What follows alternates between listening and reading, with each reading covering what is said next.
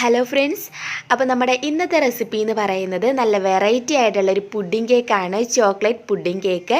അപ്പോൾ ഇതെങ്ങനെയാണ് ചെയ്യുന്നത് എന്ന് നോക്കാം. അതിന് മുമ്പായി ഈ ചാനൽ ഇതുവരെയും സബ്സ്ക്രൈബ് ചെയ്യാത്ത ഏതെങ്കിലും കൂട്ടുകാരുണ്ടെങ്കിൽ ഒന്ന് വേഗം തന്നെ സബ്സ്ക്രൈബ് ചെയ്യുക. നിങ്ങൾ സബ്സ്ക്രൈബ് ചെയ്യുമ്പോൾ കൂടി ഒരു കുഞ്ഞ് ബെല്ലൈക്കൺ വരും, അത് മറക്കാതെ ഒന്ന് ക്ലിക്ക് ചെയ്ത് ഓൾ എന്ന ഓപ്ഷനിൽ പ്രസ് ചെയ്താൽ ഞാൻ ഇതുപോലെ വീഡിയോസൊക്കെ അപ്ലോഡ് ചെയ്യുമ്പോൾ നിങ്ങൾക്ക് കറക്റ്റായിട്ട് നോട്ടിഫിക്കേഷൻ കിട്ടുന്നതായിരിക്കും. അപ്പോൾ തന്നെ നിങ്ങൾക്ക് കാണാനും പറ്റും. എന്തായാലും നമുക്ക് നേരെ വീഡിയോയിലോട്ട് പോവാം. ഫസ്റ്റ് തന്നെ നമുക്ക് പുഡിംഗ് ഒന്ന് സെറ്റ് ചെയ്ത് വെക്കാം. അതിന് വേണ്ടിയിട്ട് ഞാനൊരു പാൻ എടുത്തിട്ടുണ്ട്. ഇതിലേക്ക് നമുക്കൊരു 2 ഗ്ലാസ് പാൽ ഒഴിച്ചു കൊടുക്കാം. ഇനി ഇതിലേക്ക് ഞാനൊരു 1/4 കപ്പ് അളവിൽ കസ്റ്റാർഡ് പൗഡറാണ് ചേർക്കുന്നത്. ഇനി നിങ്ങളുടെ അടുത്ത് കസ്റ്റാർഡ് പൗഡർ ഇല്ലെങ്കിൽ 2 മുട്ട പൊട്ടിച്ചൊഴിച്ചോളൂ കേട്ടോ. ഇനി ഇതിലേക്ക് നമുക്ക് 1/4 കപ്പ് പഞ്ചസാര ചേർക്കണം. അതുപോലെ തന്നെ ഞാൻ ഒരു 1/2 ടീസ്പൂൺ അളവിൽ വാനില എസൻസ് കൂടി ഇതിലേക്ക് ചേർക്കുന്നുണ്ട്.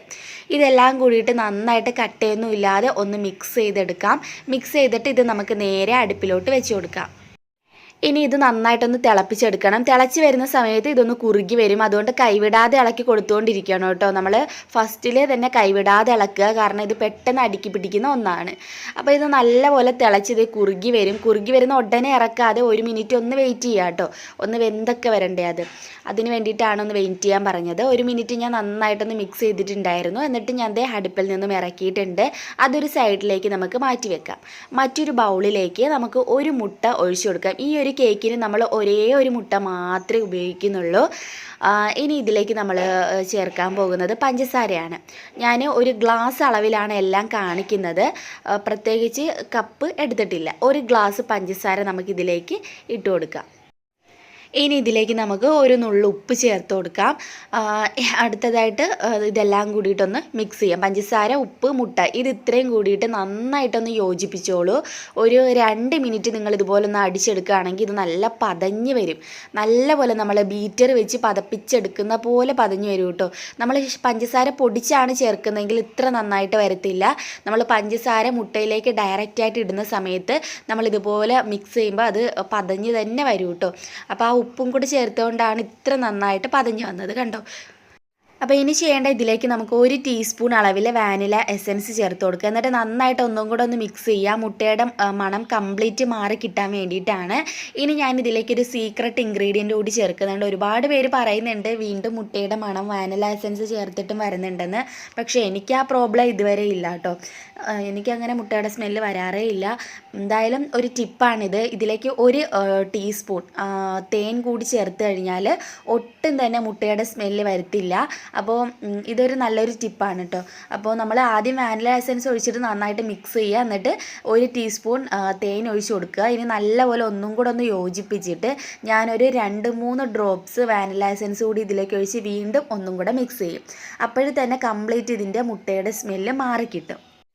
എല്ലാം നന്നായിട്ട് മിക്സ് ചെയ്ത് കഴിഞ്ഞാൽ ഞാൻ ഇതിലേക്ക് അതേ ഗ്ലാസ്സിന് 1/4 ഗ്ലാസ് അളവിൽ, ഏകദേശം ഒരു 1/4 ഗ്ലാസ് അളവിന് ഓയിൽ ഒഴിച്ച് കൊടുത്തിട്ടുണ്ട്. സൺഫ്ലവർ ഓയിലോ അല്ലെങ്കിൽ നമുക്ക് നെയ്യ് ചേർക്കാം, അല്ലാന്നുണ്ടെങ്കിൽ നമുക്ക് ബട്ടർ വേണമെങ്കിൽ അത് ഉരുക്കിയിട്ട് അത് വേണമെങ്കിലും ചേർത്ത് കൊടുക്കാം. എന്തായാലും ചേർത്തിട്ട് നന്നായിട്ടൊന്ന് യോജിപ്പിക്കുക. ഇതിലെ എല്ലാ വശത്തേക്കും ഓയിൽ പിടിക്കണം. അതുകൊണ്ട് നല്ലതായിട്ട് യോജിപ്പിച്ചിട്ട് എടുക്കാം.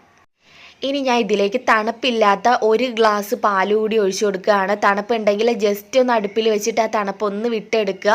തണുപ്പ് മാറാൻ വേണ്ടിയിട്ട് മാത്രമേ നിൽക്കാവൂ, ചൂടാവാൻ പാടില്ല. ചൂടായി കഴിഞ്ഞാൽ ഇതെല്ലാം കൂടെ മെൽറ്റായി നമ്മുടെ കേക്ക് ബാറ്റർ ആകെപ്പാട് കുളമായി പോവും.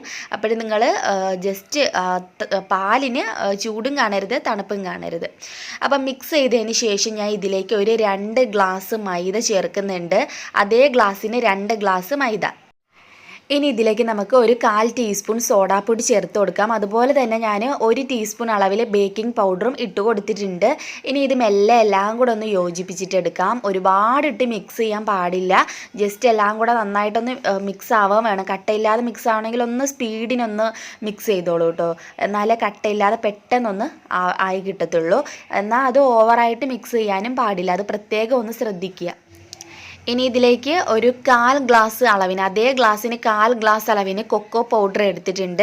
അതുകൂടി ചേർത്തിട്ട് ഒന്ന് മിക്സ് ചെയ്യുക കേട്ടോ. അപ്പോൾ നിങ്ങൾക്ക് തുടക്കവേ ചേർക്കാം. ഞാനിപ്പോൾ ഒന്ന് വിട്ടുപോയതാണ്. അപ്പോൾ തുടക്കവേ ചേർത്താൽ ഒരുപാട് ഓവർ മിക്സിങ് ആവില്ല.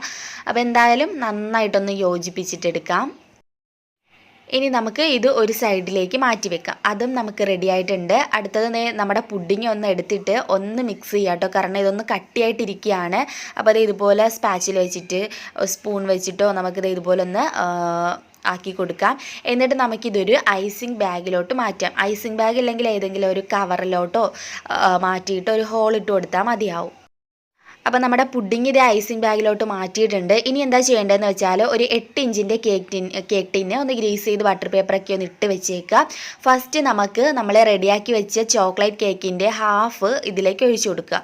എല്ലാം കൂടെ ഒഴിച്ചു കൊടുക്കേണ്ട, ഹാഫ് ഒഴിച്ചിട്ട് ഒന്ന് സ്പ്രെഡ് ചെയ്യുക. ഇനി ഇത് ഇതുപോലെ ഒന്ന് ലെവൽ ചെയ്ത് കൊടുക്കുക. ലെവൽ ചെയ്ത് കൊടുത്തതിന് ശേഷം നമ്മുടെ പുഡിങ് ഒരു ചെറിയ ഹോൾ ഇട്ട് കൊടുത്തിട്ടുണ്ട് ആ ഒരു ഐസിങ് ബാഗിലോട്ട്. എന്നിട്ട് ഇത് ഇതുപോലെ ഒന്ന് ചുറ്റിച്ച് കൊടുക്കുക.